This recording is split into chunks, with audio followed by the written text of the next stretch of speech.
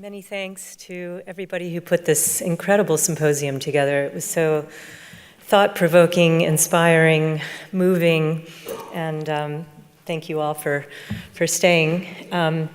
Before we perform this piece, a subset of a larger work that I composed, I'd like to give you some background on the piece and tell you a personal story with some video that I think will inform the piece of music and also help tie together some of the themes that you've heard today. So my name's Andrea Clearfield. I'm a composer from the US, and I work on commission.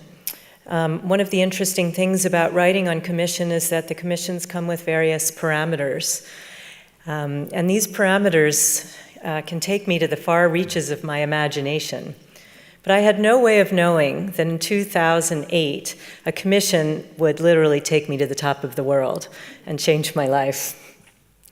So in 2008, I was commissioned by Network for New Music, a Philadelphia new music ensemble. The director had an idea to pair composers and visual artists to create a piece together. The visual artist with whom I was paired, Maureen Durdak, gets her inspiration from Tibetan Buddhist iconography. She was going on a trek to do research to a very remote area in northern Nepal, just over the border from Tibet. And she said to me, well, why don't you come with me? Because from that experience, we could create a shared collaborative work. And I don't know if you've had this experience in your life. I'm sure many of you have. I went home that night and I said, self, are you ready for your life to change? And I got a big yes. It was the first of many yeses in this sort of widening circle of this work. So we embarked on this trek to Lomantang, Nepal, which, as you can see at the very top there, is Lomantang. It's just a couple of miles from the border of Tibet.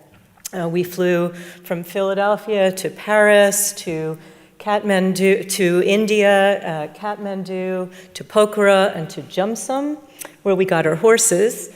And then over 5 days, over 10 mountain passes, we followed the Kali Gandaki River, the deepest river gorge in the world, to Lomantang. So Lomantang is an area that once belonged to Tibet up until the 18th century. The people there are ethnically Tibetan, even though they're living in Nepal. And the area was closed until 1990 to the world, and then reopened and then closed again in 2010. And it's hemmed in by the Himalayas. The people that are living there have been living the same way for over 1,000 years. One needs a visa to get there. And this is the area where we showed our visa. So Maureen and I embarked on this trek with anthropologist Dr. Sienna Craig, who's the chairman of anthropology at Dartmouth College. We found her online.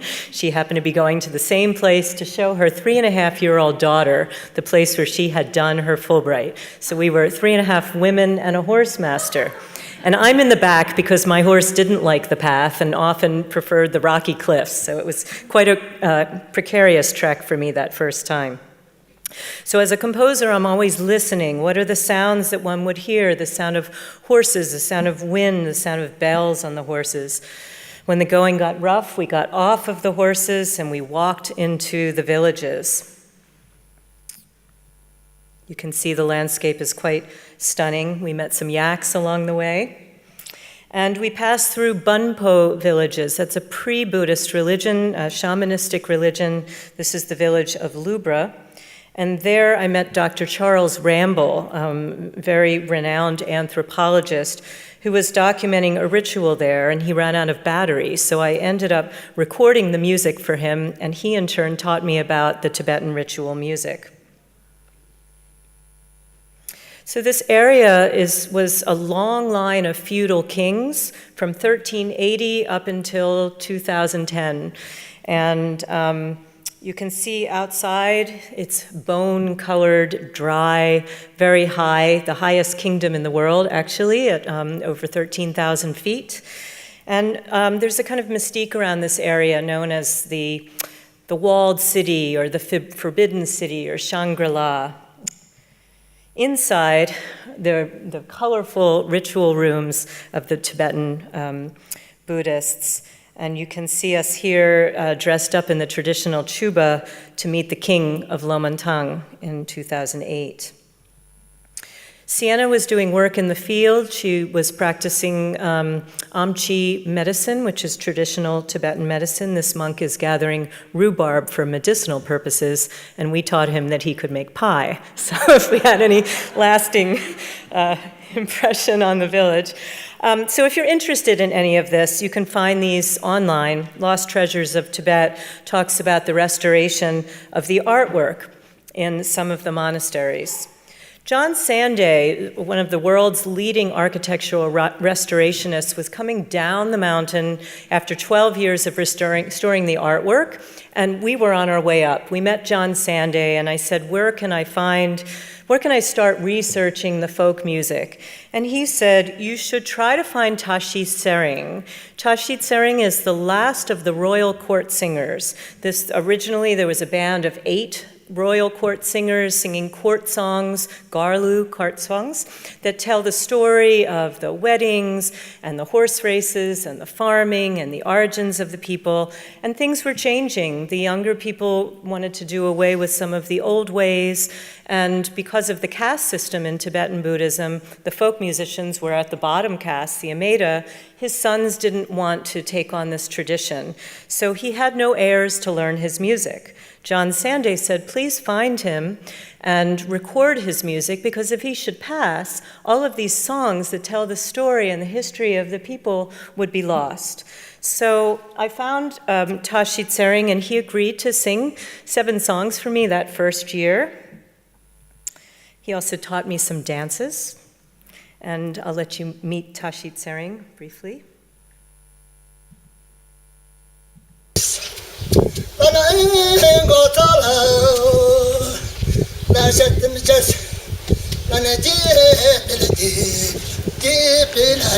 He liked performing.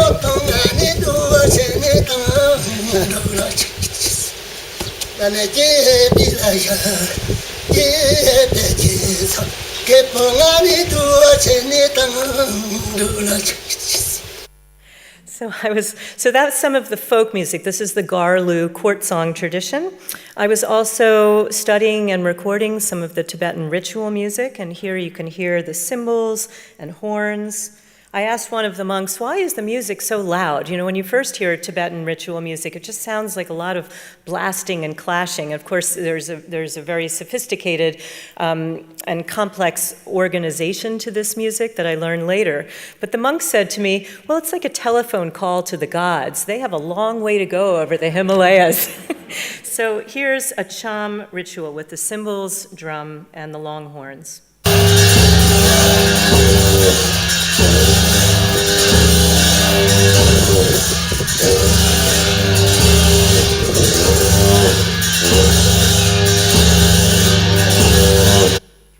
So Maureen was collecting clay from the region, and I was doing research on the music, and we decided to create a piece called Lung Ta, Lung meaning wind and Ta meaning horse. In Tibetan, 2 essential elements of this ancient horse culture.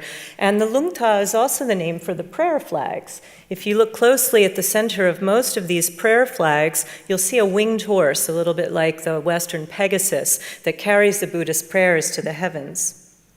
A senior monk wrote us a prayer for peace.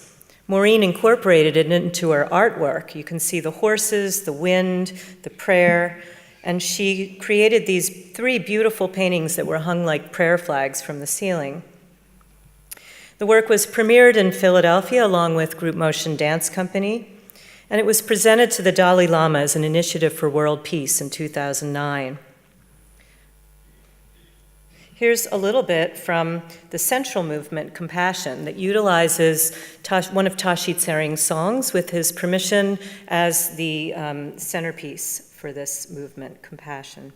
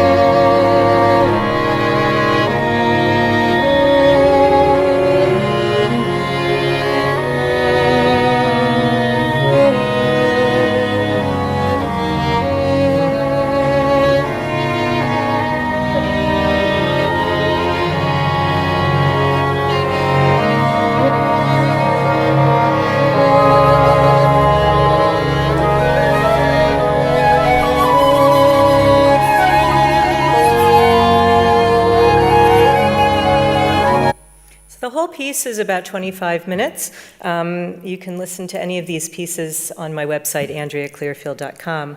So to my great surprise, the community asked me to come back. Would you please record all of Tashi Tsering's repertoire? And I appealed to Sienna Craig, the anthropologist. She put me in touch with a former student of hers, Katie Blumenthal.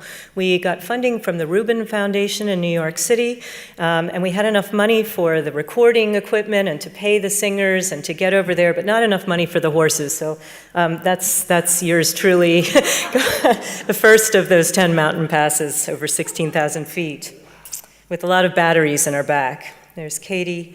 So I wanted to show this to you as a way of kind of tying things together. This was really one of the most important moments in my professional, artistic, and personal life. When we got back up to Lomantang, Tashi Tsering greeted us warmly. And Katie said, why don't you play some of the music of Lungta for him? Now, he'd never heard Western music. He'd never heard most of the instruments in our Western orchestra. And I was I had some trepidation. What is he going to think of this modern music that incorporates some of his songs? So we played it for him on the iPod, and there was a translator there. And he said, this is the place where your world and my world meet. And to me, I still get moved when I think about it. It's the confirmation of the power of music and the arts to connect us all globally. So it was such a beautiful moment, and then everybody wanted to listen. So these three ladies knew another repertoire of song called Trolu, common dance songs, and our project started to widen. They wanted to sing for us as well.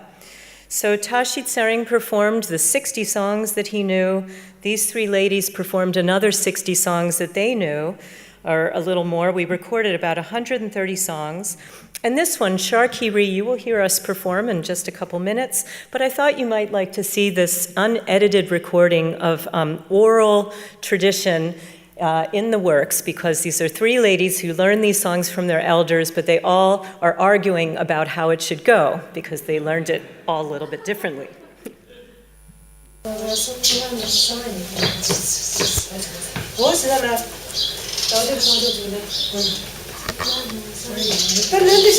it goes like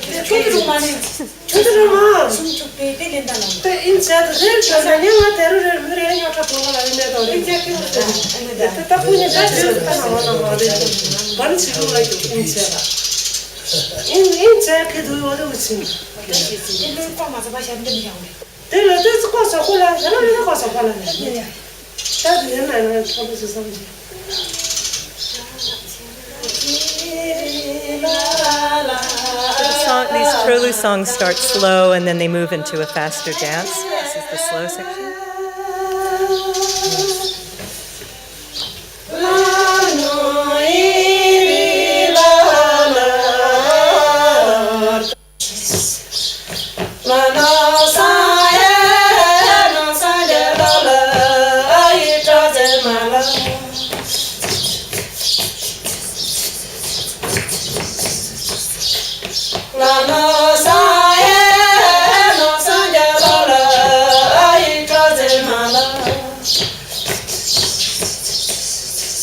So notice they're making this percussive sound with their voice, a kind of it's an ornament, percussive ornament.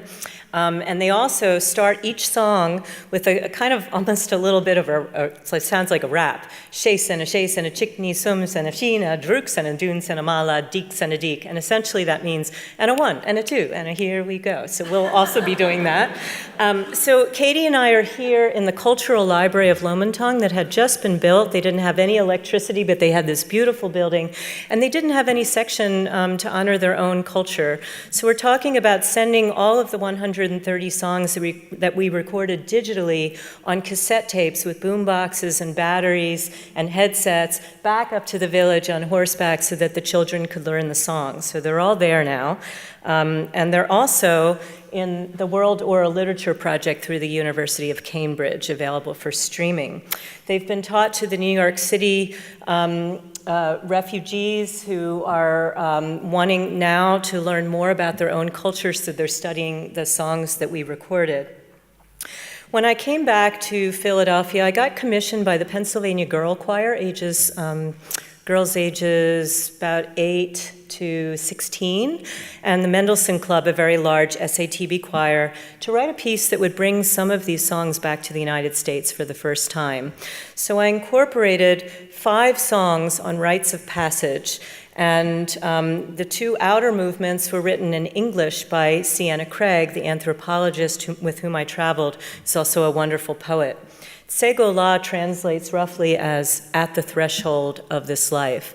And in this piece, there are many moments, threshold moments, musically depicting those moments in our lives where we know what's come before, but we don't know what we're stepping into. And so what is that liminal place? What does that actually feel like? And what does it sound like in music?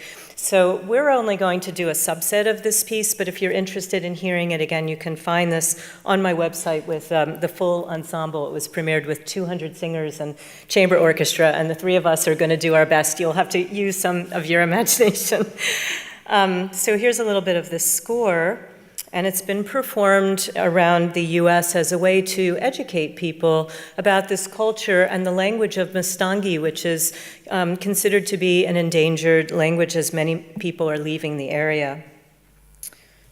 It's also taught to young people, young choruses.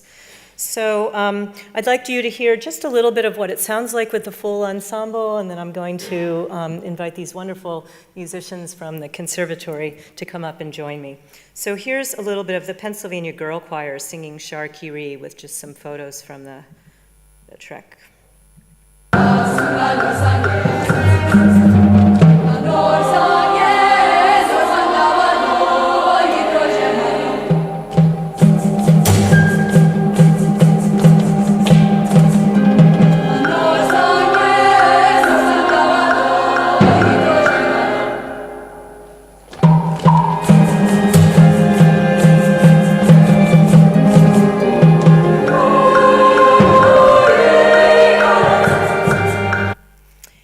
I'd like you to hear the original song, Segola, a haunting melody that became the centerpiece of this cantata. And this, so I should also mention that we're performing just 3 movements of a 7-movement piece: pre-birth, birth, adolescence, wedding, elderhood, death, and then post-death, the bardos, essentially honoring the whole life cycle. This particular song, Segola, served as the movement for young love, which was in between adolescence and wedding, and you'll hear this incredibly haunting melody.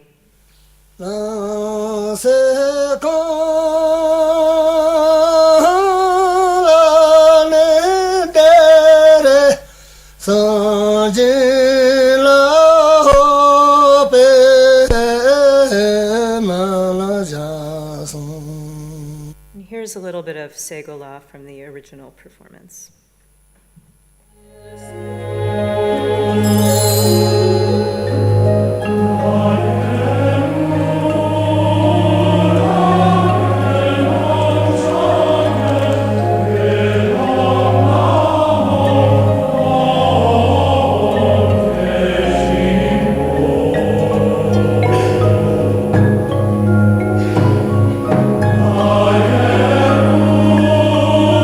So that piece on young love is all of this is in that handout, so I'm not going to say too much about it, but it's essentially a young boy who sees the girl that he knows he will marry, and it will be his karma to wed.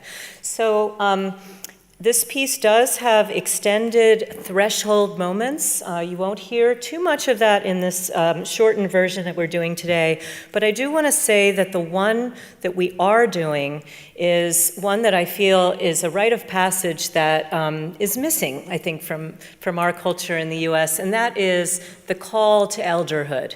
We have rites of passage for the birth of a baby, or a wedding, or the ceremony for a one who has passed over, or even one entering adulthood from adolescence, but do we have a rite of passage for stepping into the responsibilities, the wisdom, the beauty of elderhood, the mentorship, all of that? So in this piece, after the Segola movement, you'll hear a kind of a surprise, but it will be a very powerful ceremonial invocation as a stepping into elderhood and honoring of that very, very important moment in our lives.